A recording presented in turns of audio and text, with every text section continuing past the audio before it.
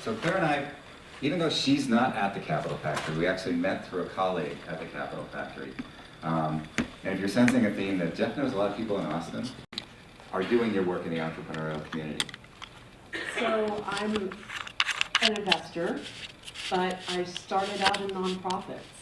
I ran fundraising, PR, and events for traditional charitable 501c3 nonprofits for 10 years, the first part of my career.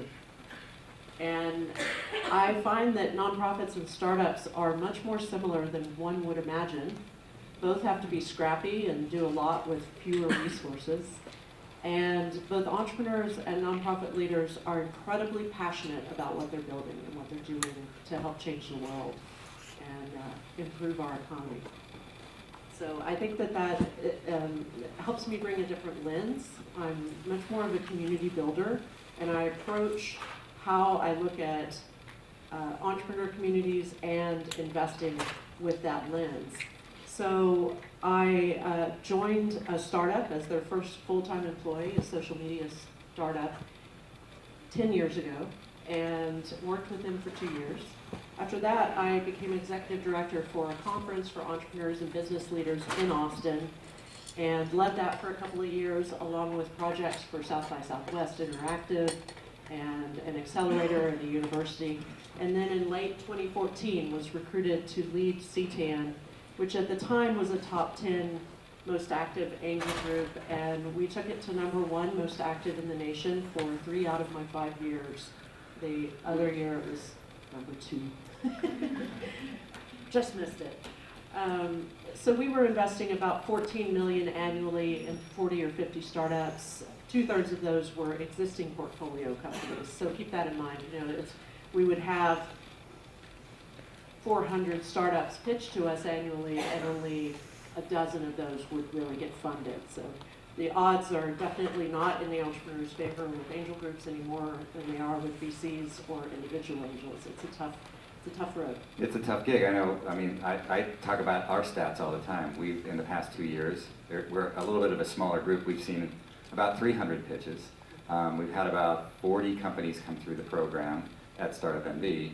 There's about 24 companies in the program now. 13 of them have raised about $30 million. And part of our reason for doing this is that very few of those dollars have come from Nevada.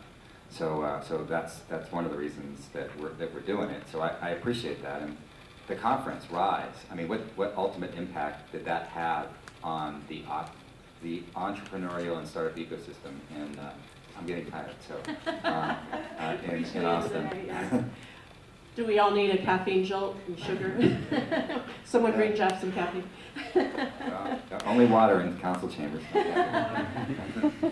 So Rise was founded in 2007, right around the same time that CTAN, the Central Texas Angel Network, was created. And by the way, I noticed CTAN is up there. I'm not claiming to be with CTAN. I did step down 2 months ago, so past ED. However, I'm happy to answer questions about CTAN as we go on this afternoon. Rise was created in 2007. At the time, there was very little in the way of programming for entrepreneurs in Austin. Capital Factory did not exist. There was one accelerator in Austin. It was Austin Technology Incubator. There was no entrepreneurship program at the University of Texas. It was a very nascent ecosystem back in '07. And what we did was, it was a week-long conference along with programming throughout the year. That week-long conference was crowdsourced. It was completely free. We brought in sponsors to host it. And people signed up to host sessions all over town. We had evening events, keynotes with top speakers, and pitch events and funding forums across that week. What was important about that event, and the reason it was so beneficial to the ecosystem, is it brought all of the entrepreneurs, the founders, the investors, business leaders, service providers together at one time in one place for those evening events and then across the city. So connections were made that would never otherwise happen, and it helped coalesce our ecosystem in a way that was really critical. Not long after I took over at Rise, a colleague of mine who I had hired to help me put on the Rise conference founded Austin Startup Week.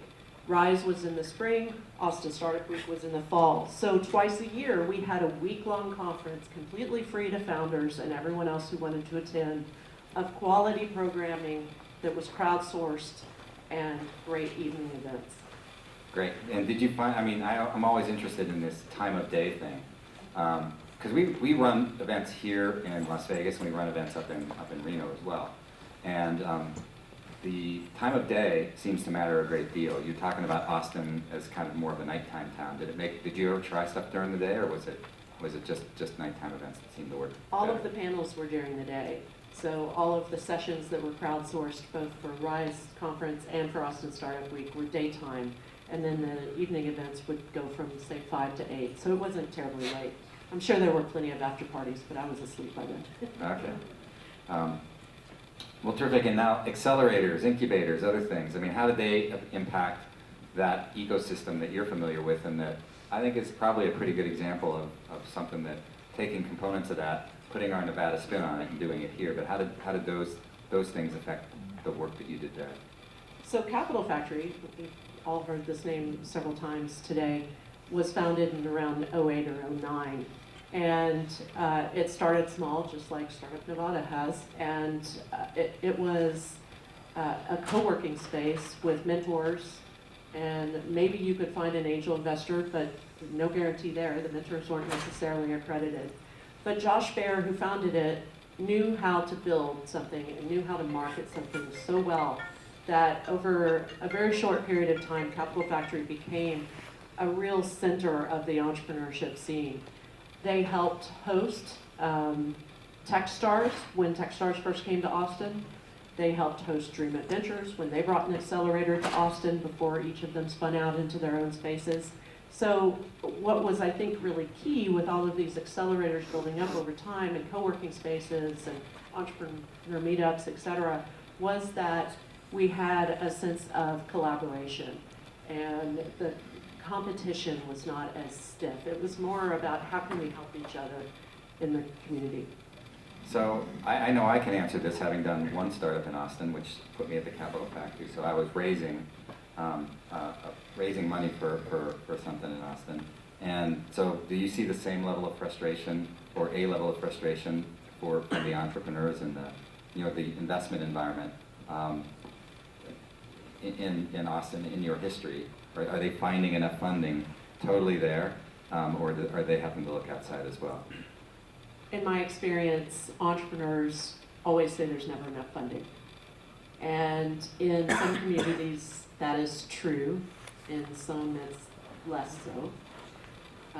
I think you will hear from some investors, and if I'm going to speak really plainly, the really fantastic ideas, the really fantastic entrepreneurs, and some of this is a network effect, but they will get funded, regardless of where they are. I've met entrepreneurs in Northwest Arkansas, where I'm working on a project, who one of the companies got into Y Combinator.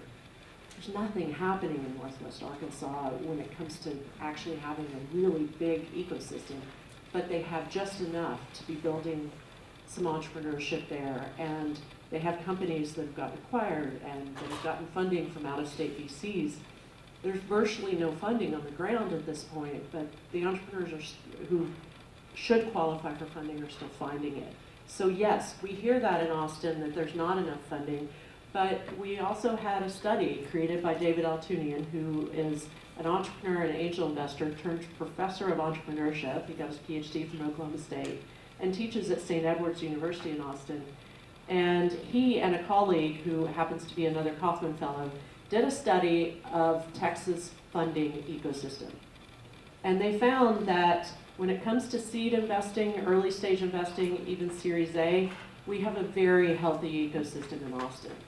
So the entrepreneurs who were complaining about not being able to get funded probably needed to polish their business a little bit more, or perhaps needed better feedback or mentoring.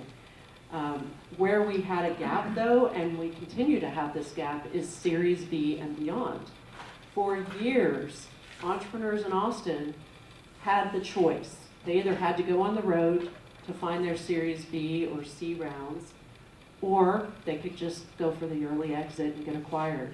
And the vast majority of them, those who could get an exit, opted for the exit. Because the roadshow, going out to Silicon Valley, finding the right connections to get that Series B is tough.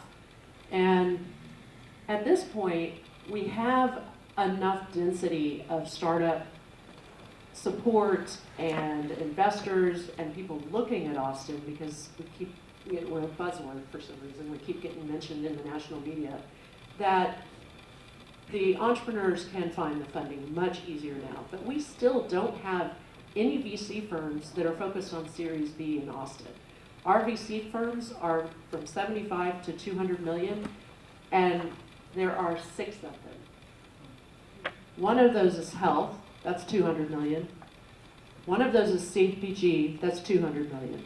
The 4 tech ones are 75 to 120 million. That's it.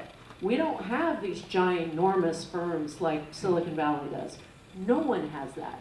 And we shouldn't be trying to compare ourselves to Silicon Valley any more than Las Vegas should be comparing themselves to Austin. You know, every ecosystem is different. Every ecosystem has its own benefits. Right, and I know that you always hear it's a source of frustration in every ecosystem, either from the angel perspective or the founder perspective. I think some of the things that drove us at Startup MD is, you know, the Department of Commerce stats that say that in the last year, I think these stats were from 2017, it might be from 2018, it might be from the first half of 2019, that Nevada per capita on a per population basis was the fastest growing number of startup companies in the United States, and we were number 49 for access to capital. So it's not. But you're so close to California. And then You're a lot closer than we are. They're doing dumb stuff every day. So yeah. Hey Claire, question. I know you know Rick Timmons. You guys have done a lot of work at CTAN together. Your angel ecosystem is thriving. You just did a study on your angel system. Could you share some of those outcomes with us? We're trying to build one here. Yeah. Sure. So with Central Texas Angel Network, as I said, I led that for almost 5 years. And the board chair who was the chair when who recruited me, basically, is Rick Timmons. He's now on the board of the National Angel Capital Association. And Rick, even before I got there, had pioneered data collection and portfolio metrics reporting. We were, I think, virtually the only angel group in the nation doing the level of data collection and portfolio metrics reporting that we were. And so we've been able, with his work on that reporting, we've been able to have some key learnings from that. So since 2006 through 2018, CTAN investors have put, and this is only in companies they met through CTAN, not their outside investments, which most angel group members have investments outside of their angel group. The CTAN members have put $108 million into 174 portfolio companies.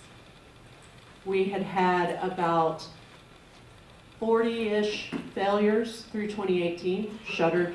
For all intents and purposes, shuttered for us. Some of the businesses might still be kind of hanging in there and trying to make it, but it was a loss for the investors. And we had some 29 exits. During my tenure, we had 3 IPOs, our first IPOs as a group. One of those was a straight-up IPO on NASDAQ, happened to be a pharma company. We were talking on the panel this morning about how difficult pharma is. And this company, not intentionally, but this entrepreneur raised 40 million or so from 300 or 350 angel investors worldwide. He never went and got venture capital, and then he took the company, in this case, reverse IPO to the NASDAQ. Both of our best IPOs of the 3 were pharma companies. And the angels in the region understood life sciences, understood that pharma is a long-term play, but can reap huge rewards because the acquisition opportunities, the IPO opportunities are really significant.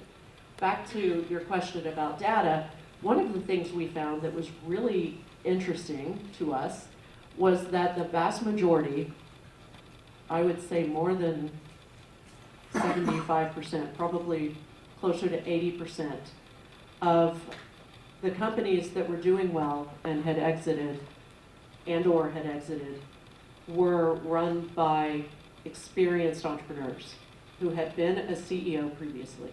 Didn't matter if that company had failed or succeeded, as long as they had experience as a CEO, those companies were doing significantly better than the companies run by a first-time CEO. And I think one of the takeaways there, our members didn't stop investing in first-time CEOs by any means. We invest in them all the time. But one of the key takeaways there was that first-time CEOs need a lot of coaching. They need support. They need mentors. They need advisors. If you are a first-time CEO, I highly encourage you to surround yourself with as much experience as possible and try not to go it alone. Have a co-founder that balances your strengths and weaknesses. That was another key finding for us. I think the co-founders and the mentorship are things that I think that we see at Startup NV that help a lot. We've built ourselves a nice network of about 100 mentors throughout the state. You know, some of the people that you've seen sitting up here in the panels, and a whole bunch more. So we see that as a key element to getting them. I'll add one more stat to that question. We found that our portfolio was almost a 5x return on the exits versus a national average of 2.6x for angels. And I think a lot of that was due to the fact that we sought diversity. When I joined, it was diversity of sector that we had. And I continued to try to increase that. I tried to bring in more entrepreneur investors so that the entrepreneurs could see people across the table from them who knew what they were experiencing. And when I joined, it was only 4% women investors and 10% ethnic minority investors, which wasn't okay with me. So there are plenty of fantastic women business leaders out there, and women, as all of the national studies show, hold the purse strings for this country. So I went out and recruited as many women quietly in the background as I could, and by year 2.5 into my tenure, we had 30% women investors and 17% ethnic minority. I think that it's really important for entrepreneurs to see themselves on the other side of that pitch room, to see that you can be an investor someday, and to have people understand what your experience is, either as a founder or sector expertise or in diversity of person. Great. So I'm going to hop back into that angel group. Great insights this morning and now. Beyond the discussions we're having about angel groups and the importance of them in any ecosystem, based upon what you know about the Southern Nevada ecosystem as it now stands, what do you think are the 2 to 3 most important things we need to do to accelerate the mission of our local ecosystem? So Jeff and I were talking some about your local ecosystem last night. He was telling me some of the basics of it in addition to a call we had previously. And it strikes me that you have, you have this massive casino business, you have a lot of different industries, and from what I can tell, very few of those are tapped into the entrepreneur ecosystem. So if I were you, I would go out and try to find those SVPs and senior leaders at the industries around the area and ask them to come to a mentor day. Ask them to come to a seminar about angel investing. Get them interested in what you're doing. Do you have a Startup Week Las Vegas? Yeah, we have Create one. November. Make it happen. We've got a Startup Weekend coming up And next weekend, right? invite the corporate people to come be a part of that. Because if you don't already have enough entrepreneurs who've exited and can then become angel investors, then you've got to create that out of your other industries, in my opinion. And I think getting that investor class, those people who can be angels, who maybe haven't thought about it. Yeah, I mean, this is an entire asset class in and of itself. And accredited investors aren't the Michael Dells of the world. These are people who are making $200K a year, maybe $300K a year. Maybe they have $1 million in assets, not including their primary home. And maybe they can do a couple of 25 or 50K checks a year.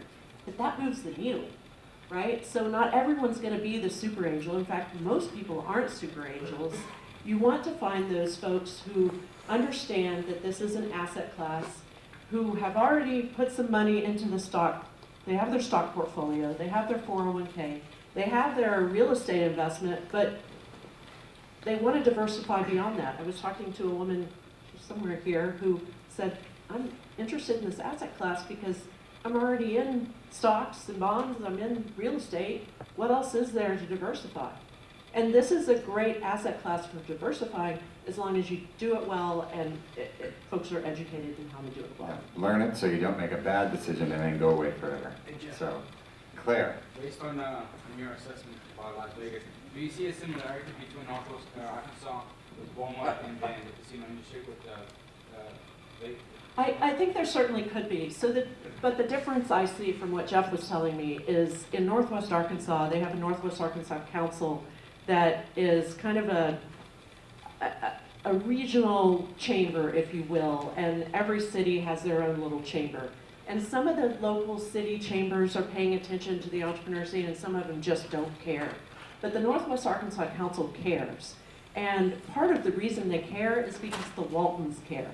So the Walton Family Foundation is supporting the efforts of the council to do the research on building an entrepreneur ecosystem.